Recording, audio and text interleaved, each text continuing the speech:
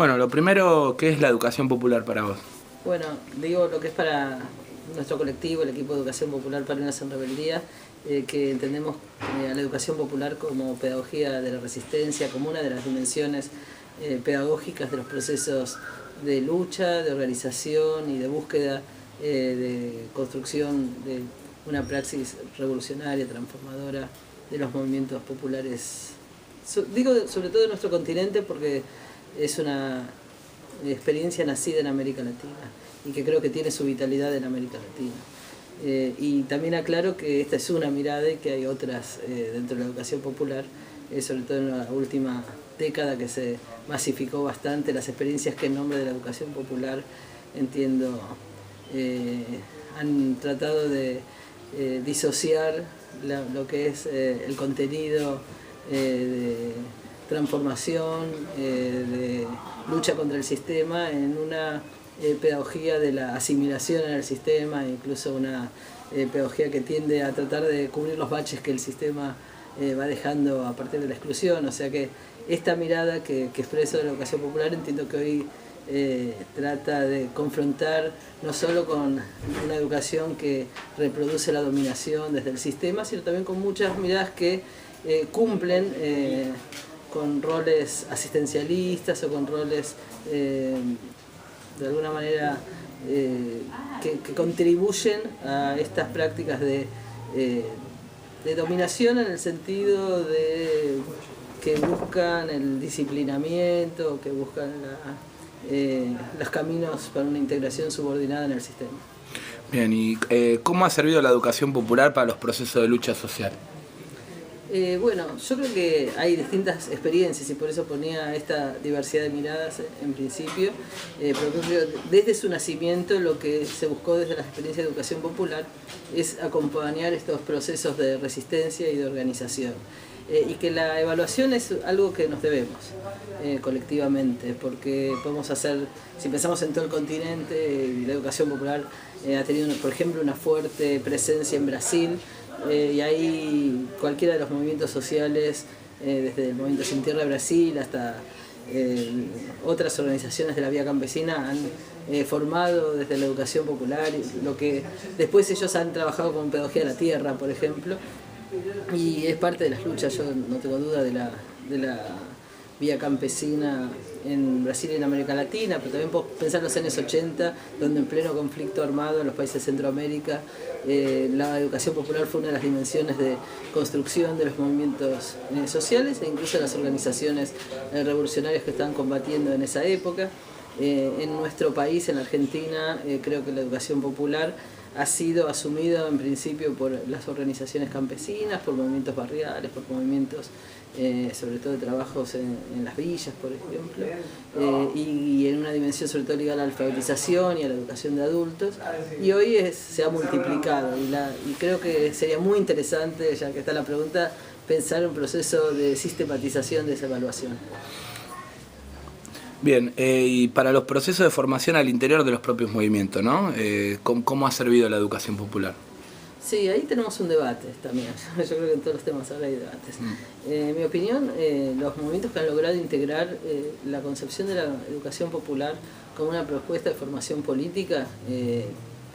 tienen la ventaja, por decirlo así, o la posibilidad no solo de trabajar en una dimensión más amplia con su militancia de formación y de educación, sino para mí uno de los aspectos claves y que no siempre se considera tan centralmente la educación popular es su aspecto de creación colectiva de conocimientos. Es decir, yo principalmente veo la educación popular como una dimensión epistemológica, como una dimensión de creación de conocimientos y de relación teoría-práctica. Y que eso, incluso movimientos que han asumido o que asumen la educación popular para dimensiones como la de alfabetización o la de formación o los bachilleratos populares, para hablar en Argentina, no siempre integran esta dimensión, y creo que es una pena, porque la verdad que muchas veces se genera como una situación donde a la hora de discutir formación política se vuelve a recetas formales y de transmisión de conocimientos realizadas de manera bancaria y se escinde eso de los procesos de creación colectiva donde realmente se funde la experiencia de lucha, la experiencia organizativa con la posibilidad de aprender de esas experiencias y de dialogar desde esas experiencias con la diversidad de miradas que hay en la educación y en los procesos incluso de investigación, ¿no? Y de teorización. Bien, y para la organización en sí, ¿no? ¿Cómo ha servido para organizarse? Bueno, en nuestro caso estamos hablando de un equipo de educación popular, así que en realidad no es una organización, sino que es un colectivo. Y sí puedo decir que es un colectivo que creció haciendo educación popular. Es decir, que desde nuestro nacimiento hasta ahora, en estos años, sobre todo la forma de construcción de nuestro propio equipo ha sido el accionar en los procesos en relación con los movimientos populares y el diálogo con esa experiencia y su sistematización. Estamos trabajando en este momento en un proceso de sistematización de nuestra experiencia como colectivo, como Parinos en Rebeldía, pero aclaro, no es una organización, sino que está como equipo al servicio de interactuar con otros movimientos sociales. Y para las organizaciones en general, para la propia dinámica organizativa, la educación popular, ¿qué aporta? Bueno, un poco es lo que decía antes, yo creo que en los movimientos y organizaciones que han asumido este tema, y creo que son básicamente movimientos campesinos y una parte de los movimientos piqueteros o de los movimientos barriales culturales, sobre todo yo rescato el aporte en esas dos dimensiones que señalaba. Una, la posibilidad de trabajar la relación teoría-práctica de manera sistemática, es decir, que el momento de formación, primero que el momento de formación no es solo el taller, ¿no? Sino el momento pedagógico es el conjunto de la praxis, de la práctica transformadora de la organización. Pero el momento de teorización, que es el momento del taller, digamos, el momento específico de la formación, no se hace desde un lugar, digamos, solamente teórico o solamente predeterminado desde alguna posición ideológica,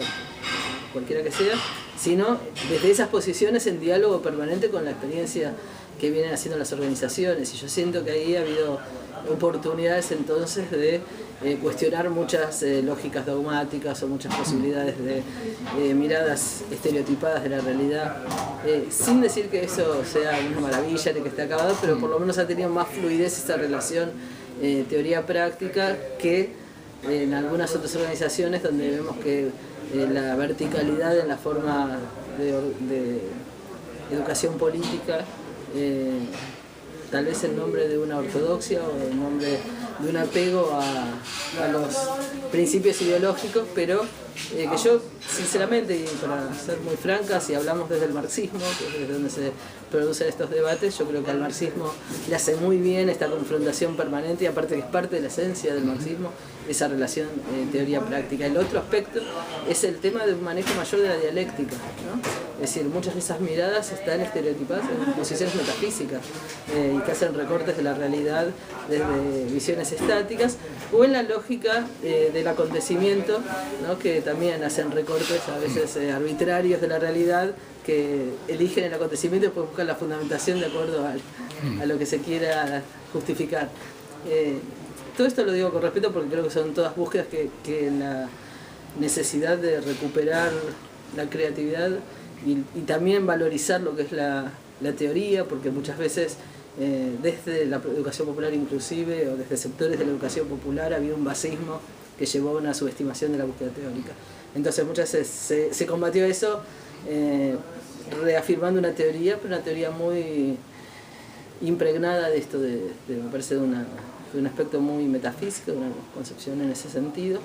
Y por último, digo, el marxismo también necesita de estos procesos de creación teórica, si lo hablamos en términos gramscianos, de la creación del intelectual colectivo, y donde los intelectuales orgánicos puedan ser parte de ese intelectual colectivo y también reconozcan el aporte de otros intelectuales como son los que se van formando en las organizaciones y en los movimientos, que tienen realmente una riqueza por su práctica cotidiana, que no siempre se puede transformar en teoría porque no existen esos momentos dentro de las organizaciones de reflexión teórica, o existen insuficientemente. Y yo pienso que ahí es una dimensión también que aporta la educación popular, en la medida que se lleva desde esta perspectiva, que es,